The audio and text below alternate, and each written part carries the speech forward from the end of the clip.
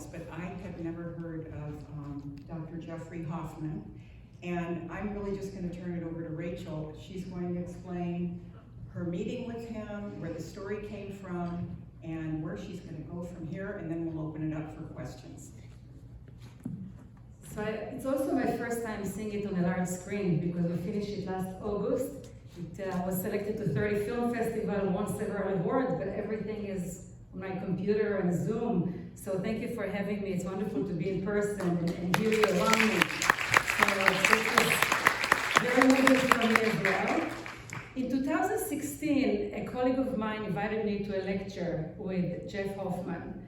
And I never heard about Jeff Hoffman. I didn't know anything about him. He told me that an astronaut is coming, a Jewish astronaut is coming. And I said, that can be an interesting thing. Never met an astronaut in my life. And I came with no expectation at all. And then this wonderful guy that you met, very humble guy, started to talk about his 5 space missions. The first one was during Passover, and he wanted to take matzot. But when you take matzah, we know what happened on Earth. You know, the crumbs are falling on the ground and on the table. But when you're in Earth, it can get into your ears and nose and all over the place. And they made a special tortilla for him, so he can celebrate Passover in space. He also shared with us that on each one of his flights, he took with him a mezuzah, and he put it where he slept, and he showed us a picture of that. And he went on, and he went on, and he shared some of the things that you saw in the film. And the entire time I was thinking, first of all, how come we don't know about him? This is an amazing Jewish story, amazing American story. His grandfather was an immigrant from Russia that started the American dream here in America, and here is where the grandson achieved this high, go as far as possible out of this world. How come we don't know about it? It's not part of history at all. The second thing, I'm an educator by profession, and I was thinking how much I want to use this story with people like you, with children, with educators, because there are so many things in this original footage and with this story that I find that are so valuable for us. So many good lessons. So like many of us in the modern era, I Googled if I can find some of these things, and I couldn't. So I reached out to him at the end of the lecture, and I said to him, Jeff, where can I find this original footage? And he said, it's not available, it's on my computer. And I said to him, what do you mean? It was 1996, we're in 2016, 20 years after, what do you mean it's on your computer? He said, I was busy. He's a professor at MIT, he served in Paris, he represented NASA, right now he's very much involved with Mars exploration. He has some experiment up on Mars. He was busy. He did what he did, he continued on. So I'm glad that, I don't know, it might be maybe my Israeli chutzpah, that I said to him, are you open to make a documentary film? And a little secret that some of you maybe know, that was my first time ever doing a film. But I knew from the footage that he shared, and I knew from the way he spoke that we must preserve this story. We must make it into a film because of this original footage. It was phenomenal. And I knew that we must do it. So I'm a doer, I'm a pusher, I make things happen in education, in other things, and I came home and I said, I must make sure that we have this film. At that particular day, I thought that I'm going to find somebody that will take it on them. But then it became that I'm the vision and the power to do that. After lots of research, I found a wonderful production team, Verissima Production, with director Rob Cooper, that he has over 30 years of experience of making film, documentary films, educational film, and he put together this wonderful team. The musician, Billy Novak, our cameraman, and all of this wonderful team. I was very much involved with the research, finding the first rabbi, finding the second rabbi, finding the third rabbi, finding all of these educators, this Nancy Pikes, and all of these people. And little by little, the story kind of formed, and it's the story that you see today. So I'm very happy that we are 5 years after our meeting. I know that now it's preserved. We're starting to share it with the world and hopefully use it and inspiring. This morning I shared it with the congregation Bet Israel with 2 groups of children. And the idea is to share it with many people around the world, Jews and non-Jews. It's a wonderful story, it's a wonderful human story about what we take and our tradition and pride of who we are, and combining it with whatever we take with us to the world. So I'm very happy that you're here today and you had the opportunity to see it. And I'm here, I'm happy to take any questions.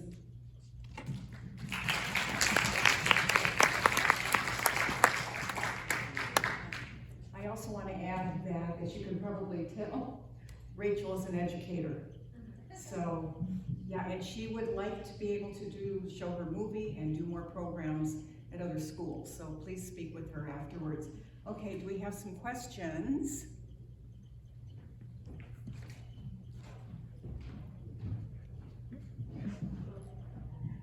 We'll see who gets there first.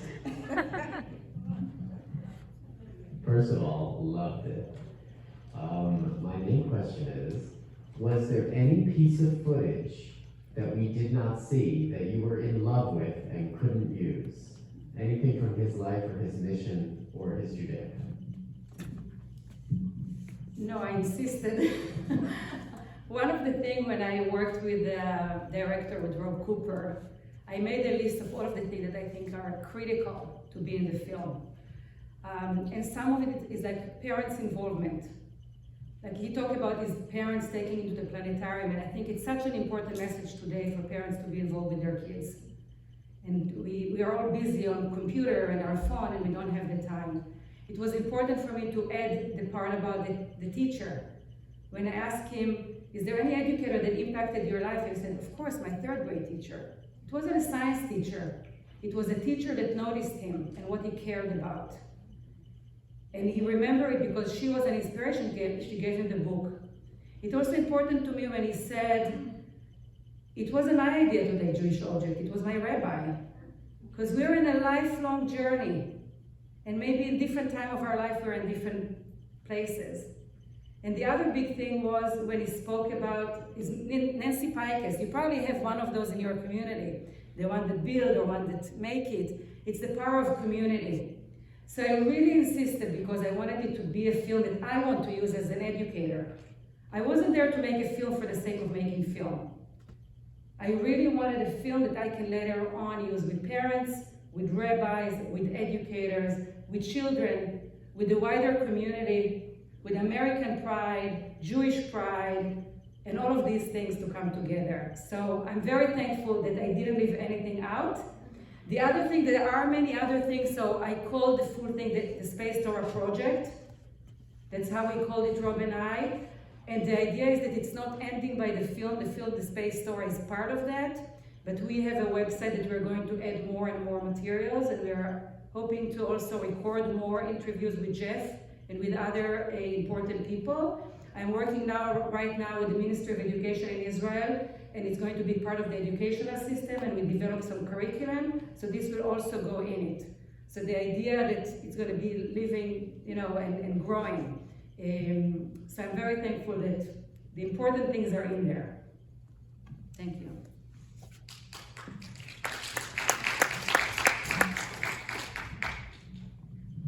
Shalom. Hi. I'm very curious to know if we had any kind of conversation with Ilan Ramon before Ilan Ramon fly, to space. It's because there is some.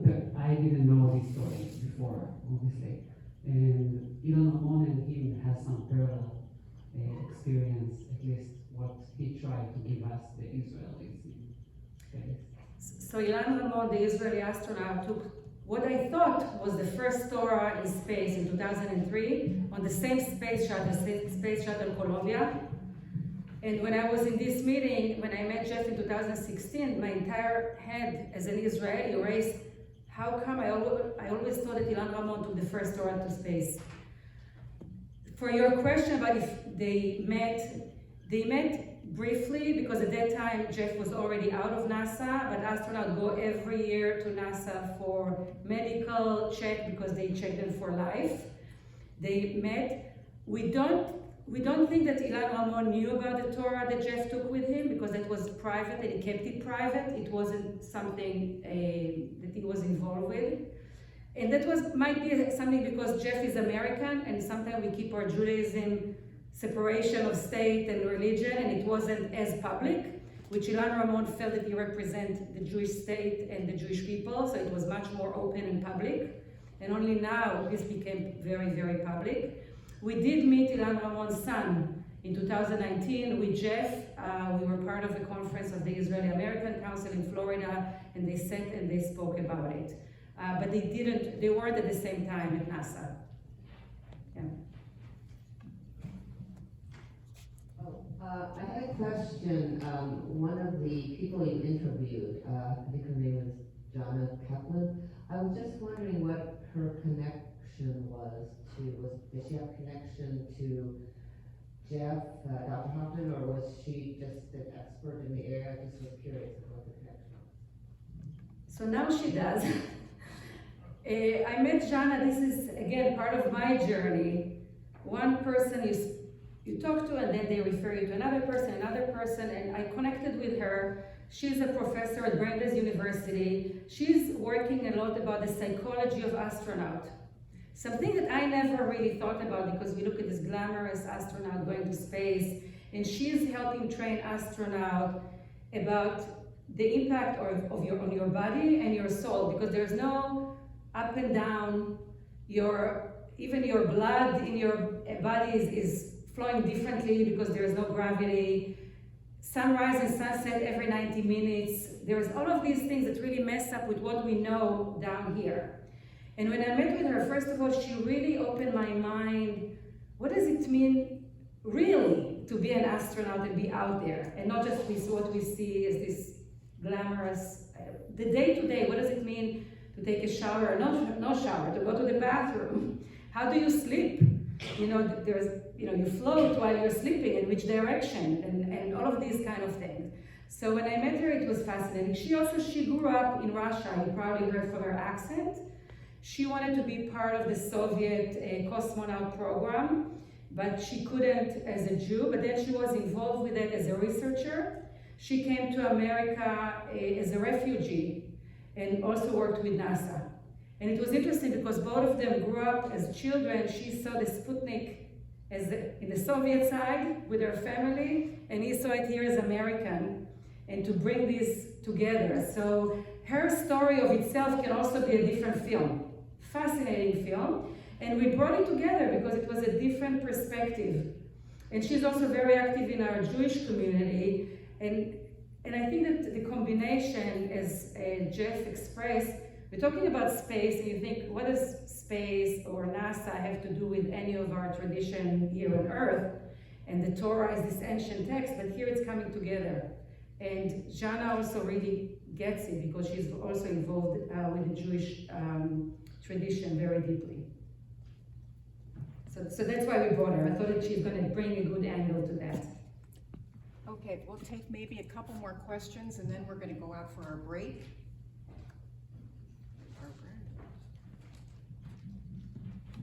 So that last topic kind of leads me to this question. I mean, what we've seen is extraordinary, and the bells and the whistles are unbelievable. But I think a point that people forget about is the absolute number of people involved in making that happen. And the large majority of the physicists and everybody else involved are Jewish. Percentage-wise, it's phenomenal to know how many of them work to make this happen. And I'm thinking, do you think that might be a good movie? Because that's really what got them up here in the first place. The bravery's, absolutely phenomenal. But how it happened, I think should be part of the picture, personally. Is there a question? It's more as a statement. But I think for those of us that watched Hidden Figures, and also show the role of Black women at NASA, there's so many amazing stories, and as we uncover them and tell them, it's fascinating. And again, for me, it's the American dream. I moved to America as a legal immigrant 7 years ago. I remember when I got my citizenship, the judge said, bring your own tradition with you, but also take the American values. And I thought how powerful this sentence is. So for me to see Jeff and all the other Jews or Black or Muslim or Hindus, all of them working together, this is what make America a really amazing place that it is. And I know that lots of things are happening right now in our country, but we need to make sure to bring it to that and to focus and make sure that our children, the younger one, can live in this kind of environment.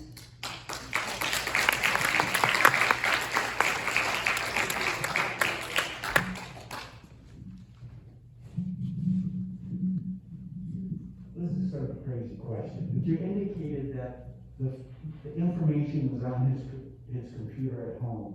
What I'm wondering is, did you have to obtain special permission from NASA to use that stuff? And if you did, what kind of hurdles did you have to go through? So I have to say, NASA is the easiest thing ever. Easiest. Everything that they have is free to use for the public, and you don't really need any permission specific. They have this vast library. They're people that are in touch, we were in touch with, were so easy to work. We said, okay, these are the 5 missions. Can you help us finding this and this? And they worked with us so easily, and it's open. It's funded by the people, and the idea is that we can use it. Everything else in the film that we needed, we had to pay the rights to use. But his personal film, like the recording of the Torah, it was his personal video camera, and so it was either his materials or NASA, which was free. So go on their website. You can spend there days and days, and it's phenomenal. Thank you so much, Rachel. So we're gonna go out in the Galleria. We have some refreshments. Please visit with Serena and Ethan and Rachel if you have any more questions. I know they'd love to speak with you.